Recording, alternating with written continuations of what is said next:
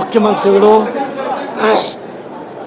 ಸನ್ಮಾನ್ಯ ಮುಖ್ಯಮಂತ್ರಿಗಳು ಬಜೆಟನ್ನು ಸರ್ವಸ್ಪರ್ಶಿಯಾಗಿ ಸರ್ವವ್ಯಾಪಿಯಾಗಿ ಬಜೆಟನ್ನು ಮಂಡಿಸಿದ್ದಾರೆ. ಈ ಬಜೆಟ್ಟಿಗೆ ನಾನು ಅಭಿನಂದಿಸ್ತೇನೆ. ವಿಶೇಷವಾಗಿ ಅಂಗನವಾಡಿ ಕಾರ್ಯಕರ್ತರು, ಆಶಾ ಕಾರ್ಯಕರ್ತರು, ಅಂಗನವಾಡಿ ಹೆಲ್ಪರ್ಗಳು, ಅಡುಗೆ ಸಹಾಯಕಿಯರು ಇವೆಲ್ಲರಿಗೂ ಜೀವನ ಮಟ್ಟವನ್ನು ಸುಧಾರಿಸೋದಕ್ಕೆ ವೇತನವನ್ನು ಹೆಚ್ಚು ಮಾಡಿದ್ದಾರೆ.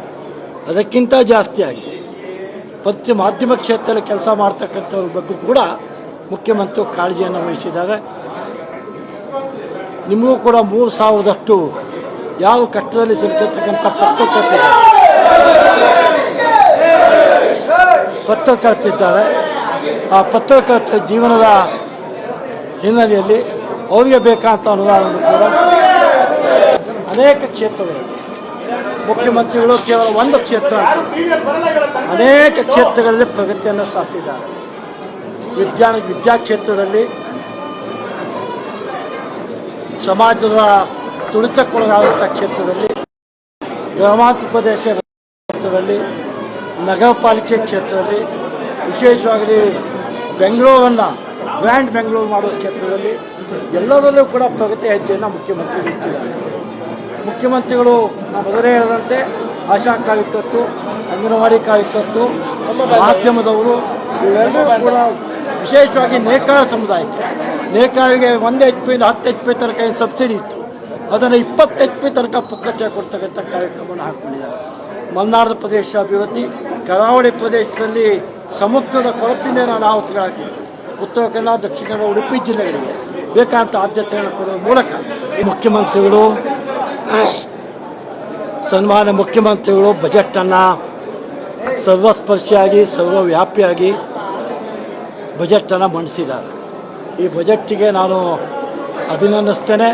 ವಿಶೇಷವಾಗಿ ಅಂಗನವಾಡಿ ಕಾರ್ಯಕರ್ತರು, ಆಶಾ ಕಾರ್ಯಕರ್ತರು,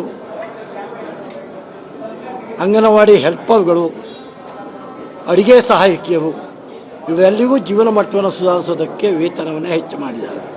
ಅದಕ್ಕಿಂತ ಜಾಸ್ತಿಯಾಗಿ ಪ್ರತಿ ಮಾಧ್ಯಮ ಕ್ಷೇತ್ರದಲ್ಲಿ ಕೆಲಸ ಮಾಡ್ತಕ್ಕಂಥವ್ರ ಬಗ್ಗೆ ಕೂಡ ಮುಖ್ಯಮಂತ್ರಿ ಕಾಳಜಿಯನ್ನು ವಹಿಸಿದ್ದಾರೆ. ನಿಮಗೂ ಕೂಡ 3,000ದಷ್ಟು ಯಾವ ಕಟ್ಟಡದಲ್ಲಿ ಸಿಗ್ತಕ್ಕಂಥ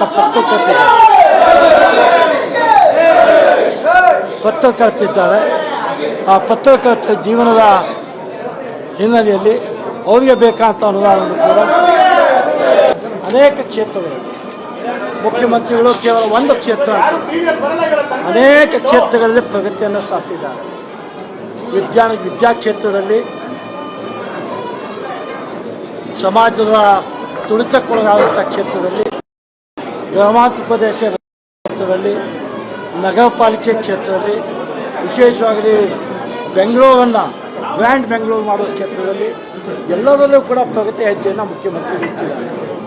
ಮುಖ್ಯಮಂತ್ರಿಗಳು ನಾವು ಮೊದಲೇ ಹೇಳಿದಂತೆ ಆಶಾ ಕಾರ್ಯಕರ್ತರು, ಅಂಗನವಾಡಿ ಕಾರ್ಯಕರ್ತರು, ಮಾಧ್ಯಮದವರು ಇವೆಲ್ಲರೂ ಕೂಡ ವಿಶೇಷವಾಗಿ ನೇಕಾರ ಸಮುದಾಯಕ್ಕೆ, ನೇಕಾರಿಗೆ 1 HP ಇಂದ 10 HP ತನಕ ಏನು ಸಬ್ಸಿಡಿ ಇತ್ತು ಅದನ್ನು 20 HP ತನಕ ಪುಕ್ಕಟ್ಟೆ ಕೊಡ್ತಕ್ಕಂಥ ಕಾರ್ಯಕ್ರಮವನ್ನು ಹಾಕ್ಕೊಂಡಿದ್ದಾರೆ.